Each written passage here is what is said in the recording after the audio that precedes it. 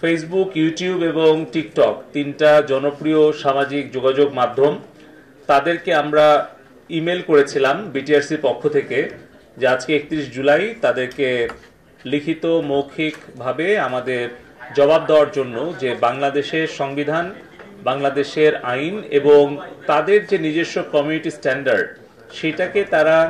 মেনে বাংলাদেশের সাইবার স্পেসে তারা কি তাদের কার্যক্রম পরিচালনা করতে চায় নাকি তারা এগুলোকে অমান্য করে ভঙ্গ করে তারা এটা পরিচালনা করতে চায়। তো সেইটার জবাব প্রথমে টিকটক দিয়েছিল এবং আজকে টিকটকের প্রতিনিধি শারীরিকভাবে উপস্থিত হয়ে মৌখিকভাবে সেটা ব্যাখ্যা দিয়েছে এবং তারা আমাদেরকে আশ্বস্ত করেছে যে এই বর্তমান পরিস্থিতি স্বাভাবিককরণের জন্য, আইন শৃঙ্খলা রক্ষা করার জন্য এবং বাংলাদেশের নাগরিকদের জীবন রক্ষা এবং নিরাপত্তা নিশ্চিত করা এবং সরকার এবং রাষ্ট্রের সম্পত্তি রক্ষার জন্য তারা সহযোগিতা করেছে এবং আগামী দিনেও করবে। ফেসবুক গতকালকে রাত্রে আমাদেরকে ইমেইলে রিপ্লাই দিয়েছে এবং তারা আশ্বস্ত করেছে এবং আজকে তারা ভার্চুয়াল মাধ্যমে তারা আমাদের সাথে বৈঠক করেছে প্রায় 1 ঘন্টার উপরে এবং তাদের গ্লোবাল লিগ্যাল টিম এবং তাদের যে আঞ্চলিক প্রধান তারা সকলেই সেখানে উপস্থিত ছিল। আমরাও আমাদের লিগ্যাল টিম এবং বিটিআরসি পুরো টিম আমরা আমাদের উপস্থাপনা তুলে ধরেছি এবং তার প্রেক্ষিতে তারা তাদের যে সহযোগিতা সেটি আশ্বস্ত করেছেন। কিন্তু আমরা ফেসবুকের যেই সহযোগিতা বিশেষ করে 16, 17 এবং 18 তারিখ যখন আসলে মূলত সহিংসতা